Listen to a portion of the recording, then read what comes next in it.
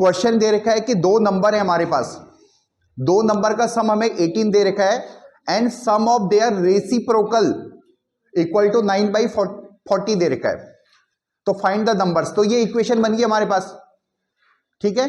इसी इक्वेशन को हमें सॉल्व करना है, तो आप इसको चाहे तो सब्स्टिट्यूशन से कर लो, चाहे तो इसको एलिमिनेशन से कर लो, किसी भी एक मेथड से कर सकते हो। तो अगर हमने इसको सब्स्टिट्यूशन से किया तो सब्स्टिट्यूशन से हमने a की वैल्यूज 18 माइनस बी यहां से निकाली हमने और उसको यहां पे सब्स्टिट्यूट कर दिया। 1/a की जगह हमने 18 माइनस बी रखा प्लस 1/b इक्वल टू 9/40, ठीक है। अब यहां पे एलसीएम लेंगे, इसका मतलब हम आगे प्रोसीड कर रहे हैं।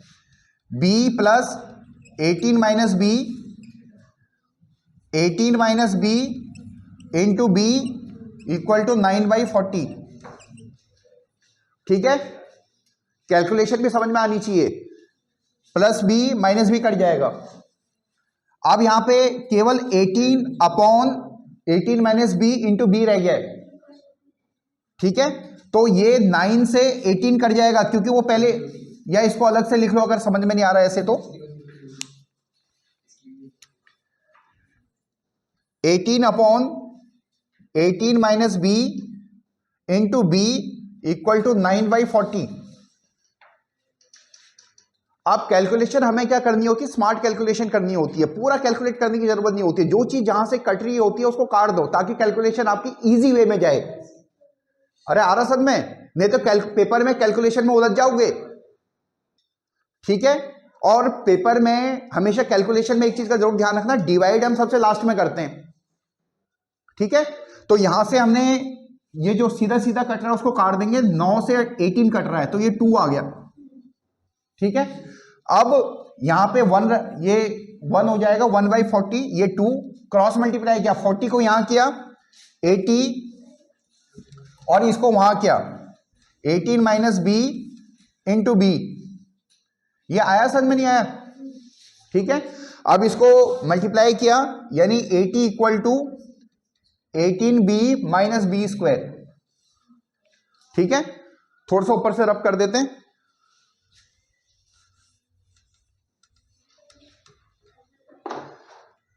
देखो आप इसको कैसे सॉल्व कर सकते हो, चाहे तो 80 को उधर की साइड ले जाओ, चाहे तो उधर वालों को इधर की साइड ले जाओ। मैं कंफर्टेबल इसमें रहता हूं कि जो फर्स्ट टर्म है हमारी एक्स स्क्वायर यानी बी स्क्वायर वाली जो टर्म्स है ये पॉजिटिव होनी चाहिए।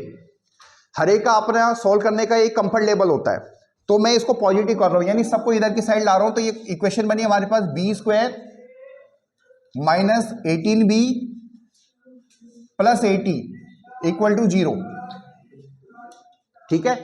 लीनियर फैक्टराइजेशन आपको आना चाहिए कि आप कैसे करते हैं, इसकी एक वीडियो मैंने डाली हुई है, आप उसको देख सकते हो, ठीक है।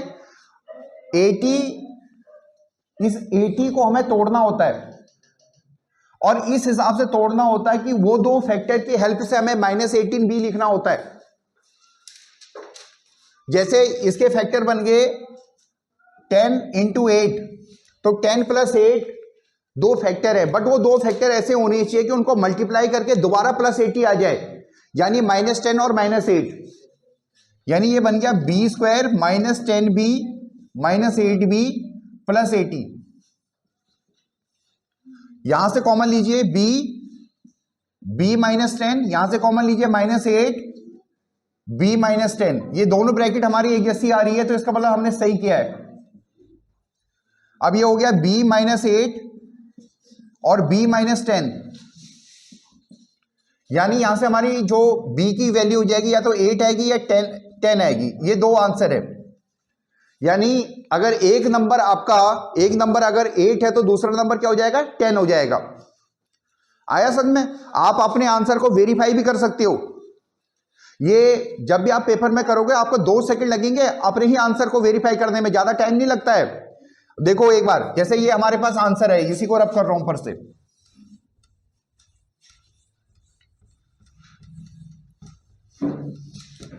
हमें क्या दिया हुआ है इस क्वेश्चन में कि दो नंबर हैं जिनका सम कितना है, 18 है, तो हमने इसको वेरीफाई कर दिया। दो नंबर हमारे पास आ गए 8 और 10, ये भी हमें सब्स्टिट्यूट करके देखना होता है।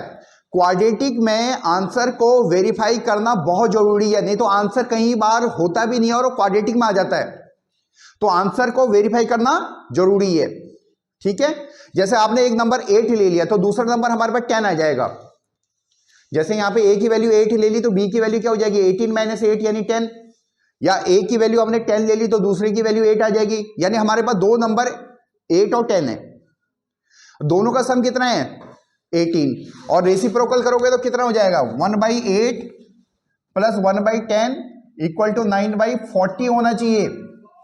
देखो एक बार 10 + 8 यानी 18, 8 × 10, ठीक है, 2 से हमने इसको काटा